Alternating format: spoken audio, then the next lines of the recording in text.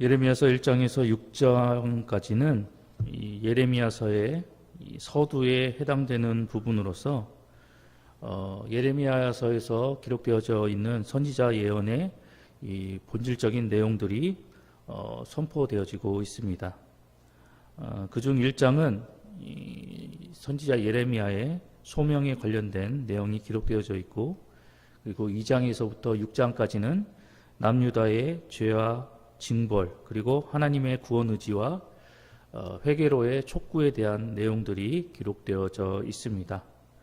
오늘 저희가 살펴본 예레미야서 5장 1절에서부터 9절까지 말씀은 이제 도저히 피할 수 없는 이 남유다의 심판과 철저히 타락한 그들의 실상을 이야기하고 있습니다. 우리가 잘 알고 있는 것처럼 옛날 옛적 이 소돔과 고모라가 의인 10명이 없어서 하나님의 심판을 받아 멸망하였는데, 오늘 본문 속에서 언급되어지고 있는 이 예루살렘에서는 의인 한 명조차 찾아볼 수 없는 그러한 상황임을 우리가 보게 됩니다. 때문에 유다가 하나님 앞에서 징계를 받고 심판을 받는 것은 어찌 보면 너무나 당연한 일임을 우리는 본문을 통해서 깨닫게 됩니다.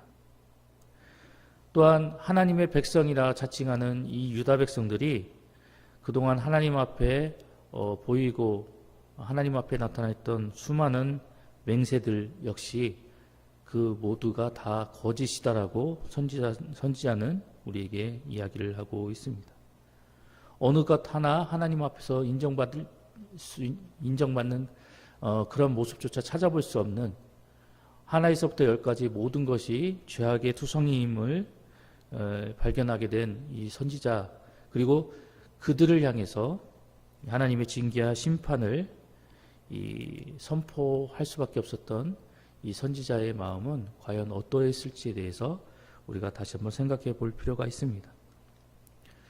오늘 본문에서 선지자가 이야기한 바와 같이 어느 것 하나 의로운 모습 하나 찾아볼 수 없는 그런 자신의 조국과 그리고 자신의 동족들의 모습을 보며 하나님 앞에서 정말 의로운 모습, 정말 제대로 된 모습 하나라도 있었다라고 한다면 선지자가 그것을 통해서 자기 백성을 변론하고, 그리고 하나님 앞에서 자기 조국과 동족을 향한 징계와 심판을 면하게 해달라고 하나님 앞에 간구했을 터이지만, 선지자 역시 자기 눈으로 자기의 조국과 자기 동족을 바라봐도 어느 것 하나 하나님 앞에 인정받을 수 없는 죄악투성이임을 보게 되므로 선지자 역시 자신의 조국과 그리고 자신의 동족이 하나님 앞에서 징계를 당하고 심판을 당할 수밖에 없는 운명이다라고 스스로가 시인하는 모습을 우리는 본문을 통해서 보게 됩니다. 이러한 본문의 내용을 통해서 우리가 깨닫게 되는 바가 무엇일까요? 그것은 하나님 앞에서의 참된 신앙은 말에 있는 것이 아니라 그분의 말씀과 계명을 실천하고 행동하며 나아가는 것, 이것이 하나님께서 원하시는 참된 신앙의 모습이다라는 것입니다. 본문 2절에 기록되어져 있는 이 맹세하다라는 원어의 의미는 우리가 잘 알고 있는 이 맹세란 의미를 담고 있지만, 또한 말하다 그리고 고백하다라는 의미를 담고 있는 말입니다. 이러한 의미로 이 절을 본다라고 한다면 유다 백성들이 이 하나님의 살아계심을 고백하거나, 그리고 그 하나님의 살아계심을 맹세하며 나아가는 이런 모습, 이것이 겉으로 봤을 때는 참된 모습인 것 같고, 그들이 하나님 앞에 그들의 신앙과 믿음을 온전히 고백하며 나아가는 모습인 것 같이 보이지만, 실상은 그렇지 않다라는 모습을 우리가 유추해 볼 수 있습니다. 입술로는 하나님을 찾고, 그리고 하나님을 온전히 고백한다, 하나님을 온전히 섬긴다라고 이야기를 하지만 그들의 모습 그리고 그들의 실상을 살펴보면 전혀 그렇지 않다라는 것입니다. 이에 하나님은 선지자 이사야를 통해서 이 백성이 입으로는 나를 가까이하며 입술로는 나를 공경하나 그들의 마음은 내게서 멀리 떠났다라고 이사야서 29장 13절을 말씀을 통해서 이야기를 하고 있습니다. 그렇다면 오늘 이 본문 속에서 이야기되고 있는 이 남유다 백성들, 특별히 그들의 신앙과 믿음이 하나님 앞에서 거짓 신앙과 거짓 믿음으로 규정받게 된 이유는 과연 무엇일까요? 그것은 바로 유다 백성들에게 자신들의 신앙에 대한 온전한 증거가 없었기 때문입니다. 우리가 잘 알고 있는 것처럼 이 남유다 백성들, 그들은 하나님께서 선택하신 민족이었습니다. 하나님께서 택하여 구별한 선민이었고, 그들은 이러한 자신들에게 주어진 이 놀라운 자격과 위치를 그들이 기억하면서 지금까지 살아오는 동안 이를 한 번도 잊은 적이 없었습니다. 그래서 그들은 이러한 자부심 때문에 여호와를 자신들의 하나님으로 고백하고, 그리고 그분께 제사 드리는 일을 한 번도 잊어본 적이 없었습니다. 그만큼 하나님 앞에서 열심을 다하는 모습을 보여주었습니다. 또한 유다가 극심히 타락했던 그 순간 속에서도 그들은 하나님께 드리는 제사를 중단시킨 적이 없다라고 성경은 이야기하고 있습니다. 그러나 그들의 신앙, 하나님을 향한 그들의 고백, 그리고 그분께 드리는 제사, 이 모든 것들이 그들의 마음속에서, 그들의 중심 가운데서 진정으로 우러나고 그들이 온전한 마음으로 하나님 앞에 드려진 것들이 아니었음을 우리는 본문의 말씀을 통해서 발견하게 됩니다. 즉, 입술로는 하나님을 섬긴다 말하고 하나님 앞에 내가 하나님을 사랑합니다, 내가 하나님을 온전히 섬기며 나아가고 있습니다, 하나님 나의 예배를, 나의 정성을 받아주십시오 하는 이 일련의 그 모든 신앙의 행태들이 진실된 마음으로 우러난 신앙의 모습이 아니었다라는 것이죠. 그들은 하나님 앞에 보였던 그들의 신앙의 모습을 진심으로 마음을 다해서 정성을 다해 하나님 앞에 드리지 아니하였다라는 것입니다. 입술로는 하나님을 섬긴다라고 이야기하고 있지만 그들은 여호와 하나님을 진심으로 자기 하나님으로 인정하지 않았다라는 것을 우리는 본문을 통해서 발견하게 되는 것입니다. 그들이 지금까지 보였던 신앙과 믿음의 모습, 그것은 그저 전통과 습관에 따라서 여호와를 하나님으로 고백하고 제사를 드린 것뿐이었습니다. 때문에 하나님께서는 선지자 이사야를 통해서 그들이 나를 경외함은 사람의 계명으로 가르침을 받았을 뿐이다라고 말씀하고 계시는 것입니다. 사랑하는 성도 여러분, 만약 오늘 본문 속에 등장하고 있는 이 유다 백성들이 하나님을 진심으로 자기 하나님으로 고백하고 마음과 정성을 다해서 하나님의 계명을 따라 순종하고 그 하나님을 온전히 섬기며 나아갔다라고 한다면 그들의 결과와 그들의 모습은 과연 어떠했을까요? 하나님의 징계와 심판은 둘째 치더라도 그들이 온전한 마음으로 정말 하나님을 섬기고 하나님 앞에 나아갔다라고 한다면 그들은 하나님께서 자신들에게 명하신 그 계명과 말씀을 온전히 순복하고 따르며 나아가게 되었을 것입니다. 상식적으로 한번 생각해 보시기 바랍니다. 정말 하나님을 마음에서 우러나오는 그런 중심을 가지고 하나님을 바라보고 하나님을 의지하고 그분의 말씀을 따라 순복하며 나아가는 사람이라고 한다면, 그리고 하나님의 살아계심을 말로만이 아닌 자신의 모든 것을 다해서 그 하나님의 살아계심을 인정하는 사람이라고 한다면 어찌 그분의 말씀을 지키지 않을 수 있겠습니까? 더군다나 그 말씀을 지키느냐 지키지 않느냐에 따라서 축복과 저주가 약속되어져 있는데 어찌 그 하나님의 말씀을 온전히 지키며 나아가지 않았겠습니까? 그런데 오늘 본문 속에 등장하고 있는 유다 백성들의 모습은 어떠했습니까? 그들은 온전히 하나님의 계명을 지키지 아니하였습니다. 그들의 모습은 흡사 예수님 시대에 등장하고 있는 바리새인들의 모습과도 같았다라고 우리는 발견하게 됩니다. 우리가 알고 있는 바리새인들의 모습은 어떠한 모습입니까? 그들은 겉으로는 경건하고 종교적으로 매우 열심을 다하는 모습을 보인 사람들이었지만 정작 하나님의 계명은 온전히 지키지 아니하였던 사람이었습니다. 그들의 가증스럽고 거짓된 그런 모습을 바라보신 예수님께서 그들에게 뭐라고까지 말씀하셨습니까? 그들에게 저주를 퍼붓는 모습까지도 우리에게 보여주셨습니다. 이처럼 입술의 고백만 있고 그들의 신앙과 믿음 가운데 행함과 실천이 없는 이러한 신앙은 결국 하나님으로부터 그리고 예수님으로부터 저주의 말씀을 들을 수밖에 없는 거짓 신앙에 지나치지 않는다라는 것을 성경은 우리에게 분명하게 경고하고 있습니다. 이런 말씀 앞에서 이제 저와 여러분 모두는 내가 하나님 앞에 가지고 있는 신앙의 모습이 과연 어떤 모습인지를 다시 한번 되돌아보아야 할 것입니다. 여러분의 신앙은 과연 어떠한 모습입니까?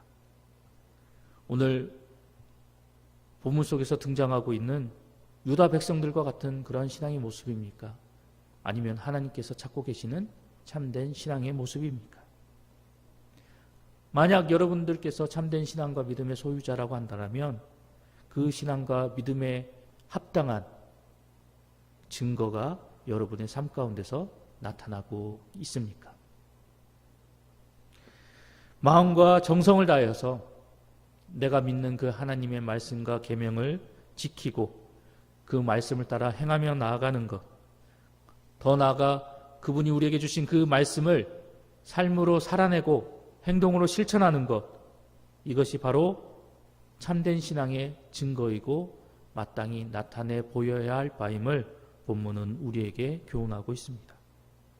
나더러 주여 주여 하는 자마다 다 천국에 들어갈 것이 아니요 다만 하늘에 계신 내 아버지의 뜻대로 행하는 자야 들어갈 것이다 라고 말씀하신 그 예수님의 말씀을 우리는 다시 한번 마음에 새겨야 할 것입니다. 오늘도 이 주신 말씀이 이제 머리에만 남고 뇌리에만 기억되어지는 그런 말씀이 아니라 우리의 삶 속에서 행동으로 실천되고 우리의 삶으로 나타내는 말씀이 되어서 우리의 신앙과 믿음에 합당한 증거와 모습을 드러내며 나아가는 여러분 모두가 되시기를 소망합니다. 계속해서 선지자는 유다가 심판을 받게 되는 이유와 그들이 당할 심판의 두려운 참상에 대해서 우리에게 이야기를 하고 있습니다. 예레미야 선지자는 남유다가 이 하나님께로부터 심판을 받게 된 가장 큰 이유는 바로 그들이 믿고 섬기는 그 여호와 하나님을 온전히 섬기지 못하고 오히려 그 하나님을 버림으로 그들이 하나님 앞에 이러한 심판을 받게 되었다라고 이야기를 하고 있습니다. 하나님께서 그들에게 선물로 주신 그 약속의 땅에서 그들은 하나님을 더욱 신실하게 믿고 섬기며 나아간 것이 아니라 오히려 그 약속의 땅에서 이방 신들을 섬기고 그 헛된 것들에게 자신의 소원을 아뢰며 나아갔기 때문이다라고 선지자는 그 징계의 이유에 대해서 밝히 이야기를 하고 있습니다. 이로 인해서 유다 백성들은 이제 이방인을 통해서 심판을 받게 될 운명에 처하게 되었고 그 이방인을 섬기며 나아갈 수밖에 없는 상황에 처하게 되었지만 그럼에도 불구하고 하나님은 그들을 완전히 멸하시지 않겠다라고 말씀하고 계십니다. 오히려 그 죄악에 따른 징계 이후에 심판 이후에 그들을 다시 선민의 지위에 그들을 회복시켜 주시겠다라고 말씀하고 계시는 모습을 보게 됩니다. 이를 통해서 우리가 발견하게 되는 것은 하나님은 그 누구와 언약을 체결하고 약속을 맺었던지에 상관없이 자신께서 하신 말씀에 대해서는 반드시 신실하게 그 말씀을 이행하고 준행하시는 신실하신 하나님이시다라는 것을 우리에게 다시 한번 보여주고 계십니다. 이러한 하나님의 이 언약의 신실함이 진실됨이 그분을 따르는 우리 모두에게 주어졌기 때문에 악하고 연약한 우리 모두도 이러한 하나님의 신실한 은혜와 진실된 약속의 그 말씀 앞에서 우리는 구원의 은혜를 깨닫고 그 구원의 길로 온전히 나아갈 수 있는 은총을 누리게 될 수 있었던 것입니다. 징계 중에서도 자비와 긍휼을 잊지 아니하시는 그 하나님의 은혜가 오늘도 저와 여러분 가운데 동일하게 주어지고 있다는 사실을 성경은 우리에게 교훈하고 있습니다. 또한 오늘 우리가 함께 살펴본 이 본문의 말씀은 이러한 하나님 앞에서 우리의 신앙과 우리의 믿음이 만약에 변질되고 그 믿음이 타락하게 되어지게 되면, 그리고 하나님을 통해서가 아닌 다른 방법으로 자신이 원하고 소원하는 바를 얻고자 하게 된다면 결국 이러한 사람은 하나님 앞에서 미련하고 어리석은 자가 될 수밖에 없다는 사실을 우리에게 분명하게 경고하고 있습니다. 어떠한 상황 속에서도 신실하고 진실하게 자신께서 하신 말씀과 약속을 지키시는 그 하나님 앞에서 우리 모두는 그분을 향한 신실한 신앙과 믿음을 지니고 하나님이 아닌 다른 것에 우리의 시선과 우리의 마음을 뺏기지 않고 오직 그 하나님만을 바라보고 그 하나님만을 의지하며 그 하나님의 말씀을 따라 온전히 순복하며 나아가는 그러한 하늘 백성이 되어야 한다는 사실을 본문은 다시 한번 우리에게 강조하고 있는 것입니다. 만약 그 하나님을 버리고 그 하나님을 외면하고 그 하나님의 말씀이 아닌 다른 것을 쫓아 살아나가게 된다면 결국 그 사람은 자기 삶을 그르치는 비참한 결과를 초래할 수밖에 없게 되고 모든 것이 풍비박산 날 수밖에 없다는 사실을 분명하게 경고하고 있습니다.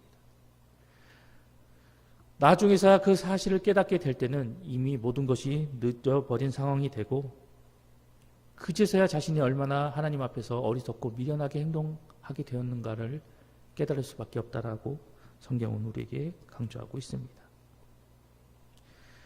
이를 통해서 하나님 말씀을 지키고 그분의 뜻에 순종하는 삶, 이것이 진정 우리에게 있어서 참 자유이고 행복을 가져다주는 유일한 축복이 된다라는 사실을 선지자는 이 본문의 말씀을 통해서 우리에게 교훈하고 있는 것입니다. 사랑하는 성도 여러분, 우리 삶 가운데서 아무리 큰 어려움과 그리고 혹독한 고난이 닥친다 하더라도 오늘 선지자가 우리에게 강조하고 있는 것처럼 우리에게 주신 그 하나님의 말씀을 우리가 온전히 지켜 행하며 나아가는 하늘 백성이 되어야 합니다. 우리가 상황과 환경을 극복하며 하나님의 말씀을 온전히 순복하며 나아갈 때 그 모습을 통해서 우리는 우리의 삶 가운데 다가오는 모든 시련과 고난을 능히 헤쳐나갈 수 있게 되는 것입니다. 때문에 우리에게 닥쳐오는 그 시련과 고난에 우리의 눈이 현혹되지 않도록 언제나 우리의 믿음을 다잡고 그 시련과 고난 뒤에서 우리에게 힘이 되어주시고 능력이 되어주시는 그 하나님이 우리의 인생을 온전히 이끌어주시고 그 모든 것들을 능히 헤쳐나갈 수 있도록 힘과 능력을 공급해 주고 계시다라는 사실을 늘 기억하여서 우리가 어떤 상황 속에서도 환경 속에서도 좌절하거나 굴복하지 아니하고 우리에게 주신 그 하나님의 말씀을 온전히 순복하고 실천하며 나아가고자 노력하는 그런 하늘 백성이 되시기를 바랍니다. 그리할 때 우리는 그 하나님의 도우심으로 밝은 미래를 소망할 수 있으며 그 능력의 하나님, 소망의 하나님을 통해서 우리가 굴곡진 우리의 인생과 우리의 삶을 축복의 삶, 은혜에 넘치는 삶의 모습으로 바뀌어 나갈 수 있게 되는 것입니다. 오늘 하루도 하나님 안에서 우리의 참된 인생의 길이 있고 그리고 인생의 해답과 미래가 있다는 사실을 늘 기억하여서 오늘도 우리 하나님 되신 그 하나님과 온전히 동행하며 나아가는 우리 봉상의 모든 성도님들이 되시기를 간절히 소망합니다.